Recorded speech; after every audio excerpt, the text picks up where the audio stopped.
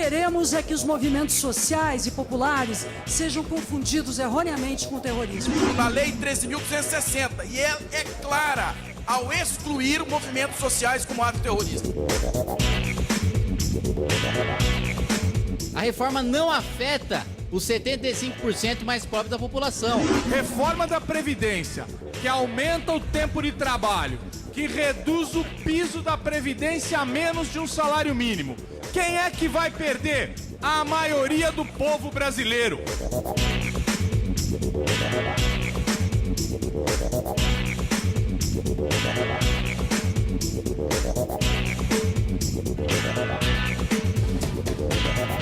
Na primeira semana de votações no plenário da Câmara, os deputados aprovaram um projeto que acelera o bloqueio de bens de investigados por terrorismo e também a proliferação de armas de destruição em massa. Partidos de oposição apresentavam recursos regimentais na tentativa de impedir a votação do projeto. Alegavam que a proposta poderia classificar movimentos sociais como terroristas. Fique claro o posicionamento que assumimos ao votar obstrução. Nós queremos aprofundar o debate sobre a matéria, porque temos posições claras contra qualquer ação terrorista.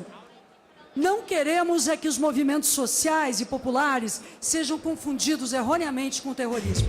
É importante destacar aos colegas parlamentares o receio daqueles que querem fazer a retirada de pauta diz respeito a uma possível tipificação dos movimentos sociais como atos de terrorismo. Mas não, este projeto estabelece procedimento, ritos de procedimento, não tem a ver com figura típica. A figura típica está lá na Lei 13.260 e ela é clara ao excluir movimentos sociais como ato terrorista. Portanto, senhor presidente, é importante votarmos esse projeto hoje para guarnecer no plano do direito internacional a punição imediata com bloqueio de bem aos crimes de terrorismo e afins. É um tema complexo, bastante grave, que se possa dar um cheque em branco para que o governo Bolsonaro, através do ministro da Justiça ou do obscuro ministro das Relações Exteriores, possa designar pessoas e organizações como se terroristas fossem. Ainda mais diante de várias entrevistas com o presidente, tentando criminalizar movimentos sociais como MST, que luta pela reforma agrária, como MTST, que luta pelo direito à moradia digna, possam, a partir dessa designação nacional, incluir nesse cadastro como se terroristas fossem. Nós somos contrários à tese de adequarmos ao Conselho de Segurança da ONU, aos acordos internacionais. Mas da maneira como está escrito aqui, o artigo 6º e o artigo 8º, estão dando uma chave, um cheque em branco para a ONU adentrar aqui dentro do Brasil e fazer o que quiser. Achamos que é prudente nós aperfeiçoarmos esse projeto, sobretudo no artigo 6º e 8º, porque efetivamente ferem de morte a soberania nacional e acho que nós não devemos aceitar. O PT falou dos movimentos sociais são democráticos, para que o povo que está nos assistindo não esquecer de que quando o MST ficou bravinho porque a Dilma estava sendo empichada, disse que ia sair entrincheirados e armados. Isso não é um movimento social, isso é um movimento, é um braço terrorista do PT, do PSOL, de todos os partidos de esquerda aqui no Brasil.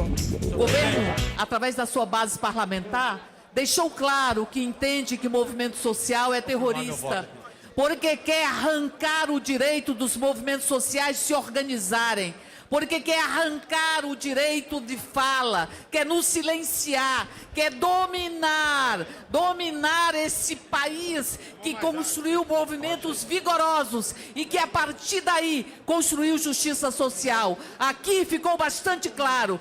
Movimento social, para que todos entendam, não são terroristas. O terrorismo quer se implantar em nosso país. E essa medida, atendendo às resoluções do Conselho de Segurança Pública das Organizações das Nações Unidas, é necessário para que o Brasil possa atender toda a legislação internacional. Então, o que aqui nós estamos fazendo é o que todos os outros países já fizeram. Nós temos que nos prevenir, nós temos que atacar as fontes de financiamento do terrorismo que existe. Aqueles atos que aconteceram recentemente no Ceará, Aquele combustível não saiu do bolso daqueles delinquentes, daqueles terroristas. Alguém patrocinou e é isso que nós temos que buscar, impedir o patrocínio dos atos terroristas. É o Conselho de Segurança da ONU que vai resolver o problema do Ceará?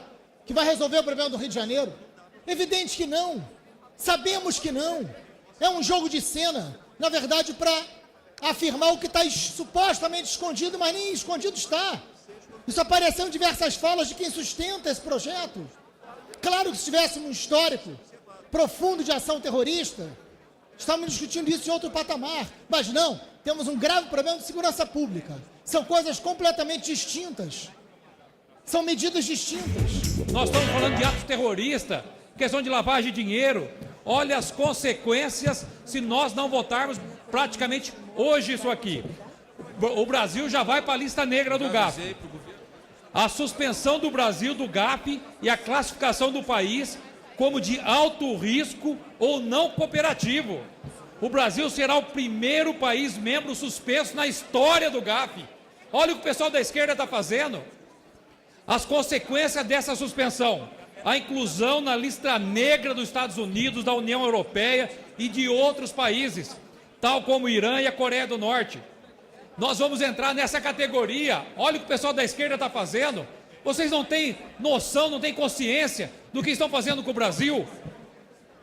A reunião do GAF será no dia 20, no dia agora em junho, né? Estabeleceu esse ultimato para o país sanar essas deficiências. A manifestação do deputado Capitão Augusto é reveladora da política que tem que ser derrotada no plenário dessa casa. Nós temos que discutir o mérito das matérias. Não adianta o deputado subir na tribuna e fazer acusação, atacar o partido A, o partido B ou o partido C, tentando a partir daí organizar uma espécie de claque, de torcida organizada. Não, não, não. Isso não cabe. Somos adultos. Aqui deve prevalecer o interesse nacional. Nós não podemos, sob o argumento de respeitar decisões de organizações internacionais, sob o argumento de respeitar iniciativas de combate ao terrorismo, nós não podemos permitir que paire qualquer dúvida sobre o uso político de instrumentos legais para perseguir movimentos sociais. A proposta segue agora para análise do Senado.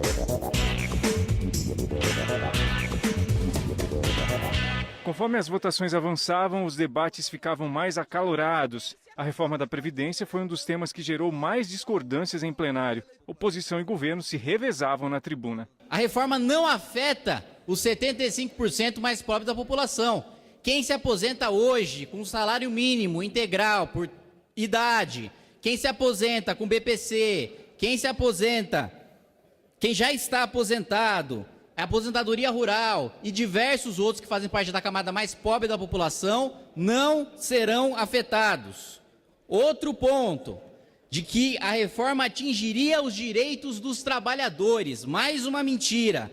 A reforma não mexe com o direito adquirido. A reforma respeita o ordenamento jurídico brasileiro. Quem já está aposentado não terá nenhuma mudança. Reforma da Previdência, que aumenta o tempo de trabalho, que reduz o piso da Previdência a menos de um salário mínimo, que reduz o teto da Previdência pela metade, que reduz as pensões das viúvas e dos viúvos. Quem é que vai perder? A maioria do povo brasileiro. É a maioria do povo brasileiro que vai receber menos do que o salário mínimo. E isso é inadmissível. Eu estou vendo aqui do outro lado a tropa da esquerda, né? PSOL, PT, liderando aí um movimento contra a nova Previdência, um movimento a favor dos mais pobres, um movimento contra este projeto que quer reduzir o tamanho do Estado. E aí, eu fico aqui matutando, quem são as pessoas de fato contra a nova Previdência? São os marajás. São os marajás, são aqueles que ganham muito acima do teto constitucional. Fazem uma defesa da reforma da Previdência dizendo que ela prioritariamente não vai prejudicar os mais pobres. Deputada, com todo respeito, por favor, A proposta fala em alteração no BPC, benefício de prestação continuada, que é para quem ganha 1/4 de salário mínimo de renda por pessoa na família e tem dificuldade sensorial de natureza grave. Está na proposta que foi vazada pelos senhores. O Brasil sabe o que está em jogo. Os deputados aprovaram ainda a medida provisória que trata da transferência de imóveis do INSS para a União. A proposta também extingue o fundo da antiga Rede Ferroviária Federal, liberando imóveis que poderão ser vendidos, cedidos ou doados para obras de infraestrutura ou programas sociais. Aqui, o que se quer é vender imóveis do INSS no valor aproximado de 6 bilhões de reais. E mais, imóveis da extinta Rede Ferroviária Federal, que tem um valor estimado de 1,4 bilhões, que podem ser vendidos também, doados ou cedidos ao Serviço de Patrimônio da União para obras de infraestrutura, saúde e etc. Nós queríamos dizer que nós somos contrários a essa medida, porque isso aqui só serve para a lógica do fazer caixa. O argumento que eles usam, que não é o INSS não é imobiliária, não é válido, porque o INSS vai alugar imóveis que ele vai ter que pagar. Eu levantei a questão do Parque de Guararapes de Pernambuco, onde tem 25 mil famílias que dependem do resultado positivo desta medida provisória. Então ela se torna interessante em várias partes do país. Em segundo ponto, senhor presidente, é a redução do déficit previdenciário. O INSS tem aproximadamente 6 bilhões de patrimônio parado em algum lugar do país, de móveis e imóveis. E isso, de alguma forma, quando se facilita ou a comercialização, ou a permuta, ou, enfim, a concessão por uso de 30 anos ou mais, indo para mais 30 anos, naturalmente nós teríamos aí um avanço significativo. Cabe alguns esclarecimentos sobre essa matéria. É importante se ater com toda clareza ao texto. Não se trata de uma mera transferência. Se trata de uma formalização jurídica através de dação em pagamento. Em segundo lugar, nós estamos falando aqui de bens que estão em fase de deteriorização. Esses imóveis poderão amanhã ser utilizados pelos municípios, pelos estados.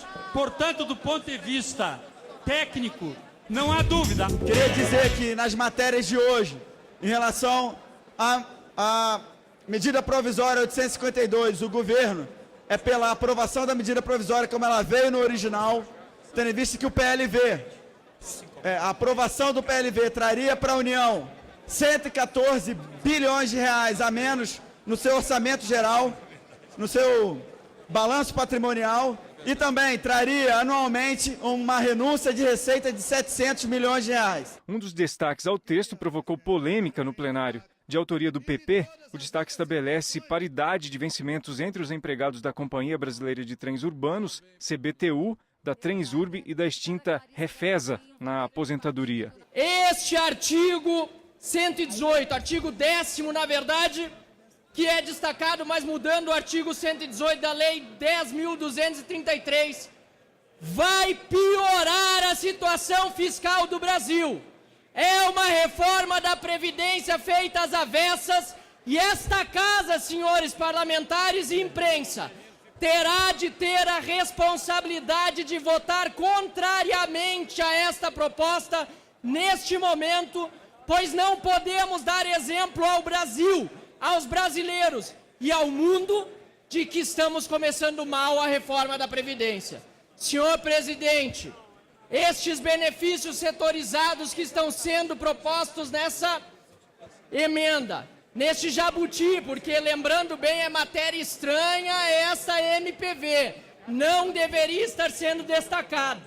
Vai garantir paridade de proventos de funcionários da CBTU e da Transurb, que, aliás, na nossa opinião, ambas empresas, para melhorarem, precisam ser privatizadas. Vai equiparar salários deles na ativa com a aposentadoria. O que essa emenda preza e reza é economia para o Estado, deputado Van Hatten. Economia. Hoje, quando nós pedimos aqui a paridade dos funcionários da Transurb do seu Estado, da CBTU que atende ao Brasil, da Valec que faz os transportes e de todas as outras situações, são de funcionários que não têm a paridade anteriores a 91, e eu vou explicar aqui como é. Um funcionário recebe na ativa R$4.000 e o governo federal, deputado Frota, já paga hoje mais 10 mil para ele ter a paridade. O governo federal paga R$14.000. O que esse projeto está dizendo é que este funcionário anterior a 91 não é nenhum jovem mais, não tem nenhum tipo de maculação da Previdência, passará somente a ter a paridade com o funcionário da ativa. Então, para trocar em miúdos, o funcionário hoje que recebe 14 vai se aposentar recebendo 10. A curto prazo, só nessas 3 empresas será uma economia para o governo federal de R$78 milhões. 78 milhões de reais. Esse acordo foi feito e não é um jabuti. O jabuti é quando tem safadeza, quando o assunto não é lícito, quando o assunto não é legal. E esse assunto, além de legal, ele é moral. O destaque foi aprovado e a medida provisória segue agora para análise do Senado. O assassinato da ativista ambiental Rosane Santiago Silveira, de Nova Viçosa, no sul da Bahia, foi assassinada no dia 27 de janeiro, mas só agora resolveram atribuir a verdadeira motivação. Ela que participava da defesa da proteção da ilha de Barra Velha, uma reserva ambiental extrativista, denunciando a exploração predatória, foi assassinada barbaramente. Mais um crime contra os direitos humanos, contra a defesa do meio ambiente. Temas de interesse nacional debatidos em plenário. A reação e propostas dos deputados. Fatos e opiniões. A arte é o núcleo criativo, revolucionário da cultura, e nós sabemos o significado do teatro dentro disso. Bibi Ferreira, de fato, era a representação magnânima desse processo. Sei que o teatro chora, mas as plateias aplaudem o significado e a história dessa mulher fenomenal do teatro brasileiro. Nossos aplausos eternos a Bibi Ferreira.